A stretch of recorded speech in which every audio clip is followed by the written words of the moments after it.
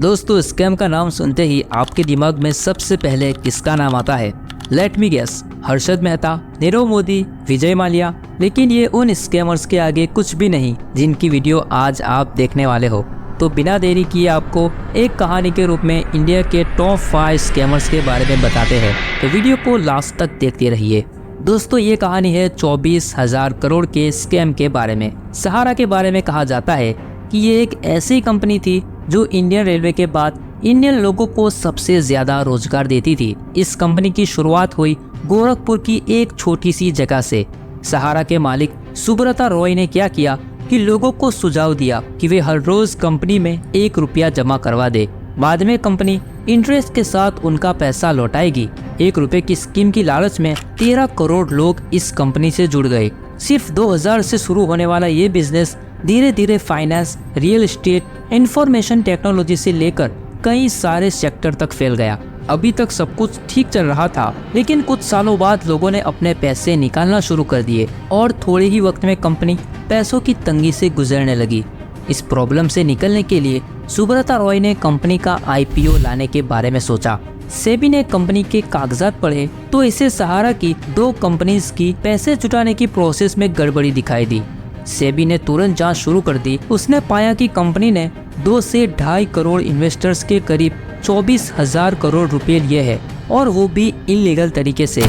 जिसके बाद अगस्त 2012 में सुप्रीम कोर्ट ने उसकी दोनों कंपनीज को सेबी के साथ मिलकर इन्वेस्टर का पैसा 3 महीने के अंदर 15% इन्वेस्ट के साथ चुकाने के लिए कहा। साथ ही सुप्रीम कोर्ट के ऑर्डर में ये भी था कि सहारा सेबी को सारे होल्डर्स की डिटेल प्रोवाइड करे, लेकिन सहारा डिटेल्स प्रोवाइड करने में नाकाम रहा, जिस वजह से 26 जनवरी 2014 को सुप्रीम कोर्ट के आदेश पर सहारा ग्रुप के चेयरमैन सुब्रता रॉय को गिरफ्तार कर लिया गया और अभी तक इन्वेस्टर्स के 24,000 करोड़ उन्हें नहीं मिले। दोस्तों, हमारे वीडियो के अगले स्कैमर है अब्दुल करीम तेलगी, जो कि बहुत बड़े मास्टरमाइंड थे, जिन्होंने 30,000 करोड़ का बिग स्कैम किया था। तेलगी ने फर्जी दस्तावेज और पासपोर्ट का काम शुरू किया था। अच्छा खासा काम चल रहा था कि तेलगी पकड़ा गया और पहली बार जेल की सलाखों के पीछे पहुंच गया। लेकिन जेल तेलगी के लिए जिंदगी का टर्निंग पॉइंट साबित हुआ। तेलगी की मुलाकात फर्जी स्टैम्प पेपर बनाने वाले रतन सोनी से हुई।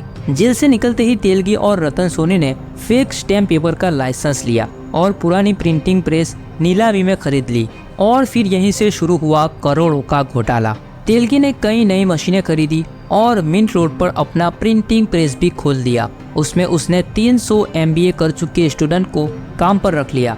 तेलगी का बिजनेस बहुत जल्दी से ग्रो कर रहा था, क्योंकि वो दूसरों के मुकाबले ज्यादा डिस्काउंट दे रहा था। देखते ही देखते तेलगी ने 25 राज्यों और 70 से भी ज्यादा शहरों में अपना नेटवर्क फैला लिया। 10 सालों में तेलगी ने करोड़ों अबजों रुपए छाप लिए।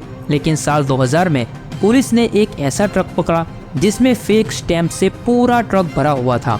इन्वेस्टिगेशन के दौरान तेलगी का नाम सामने आया, लेकिन पुलिस पकड़े उससे पहले ही तेलगी फरार हो चुका था। एक बार तेलगी अजमेर शरीफ गया, जहां उसे पुलिस ने पकड़ लिया। कोर्ट ने उसे 30 साल की सजा और 202 करोड़ का जुर्माना लगाया। साल 2017 में तेलगी की जेल में मौत हो गई। अगली कहानी के हीरो है केतन पारेख। केतन पारेख, जिन्होंने 40,000 करोड़ का स्कैम किया था। हर्षद मेहता के स्कैम के बाद केतन पारेख ने गुजरात के माधवपुरा मर्सेंटाइल कोऑपरेटिव बैंक की मेजोरिटी ऑफ स्टेट्स खरीद लिए, जिनके चलते वो अपनी मर्जी से पे ऑर्डर्स बनवाया करते थे। पे ऑर्डर्स यानी जिसे पे करने की गारंटी बैंक की होती है।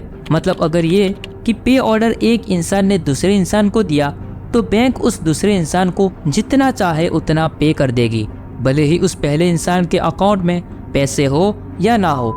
लेकिन बैंक्स हमेशा ये पे ऑर्डर्स किसी बड़े या फिर भरोसेमंद इंसान को ही देते हैं। यहाँ केतन पारेख ने बैंक से बहुत ज्यादा अमाउंट के पे ऑर्डर्स बनवाए थे और दूसरे बैंक्स को पे ऑर्डर देकर और लोन लेना चालू कर दिया, और इसी के चलते केतन पारेख ने बैंक से 1200 करोड़ निकाल लिए थे।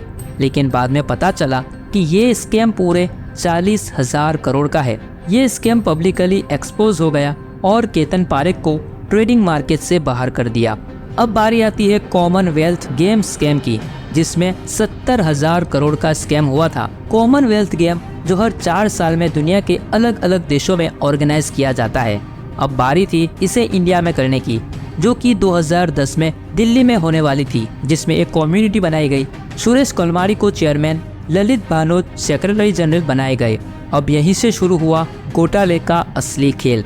हुआ यूँ कि CWG में यूज होने वाली हर चीज को उसकी रियल प्राइस से ज्यादा पैसा देकर खरीदा गया। जैसे टॉयलेट पेपर जो कि 100 या 200 में आता है, उससे 3 से 4 हजार रुपए में खरीदा गया। 300 रुपए के सोप डिस्पेंसर को हजारों में और लाखों की प्रैक्टिस मशीन को करोड़ों में खरीदा गया।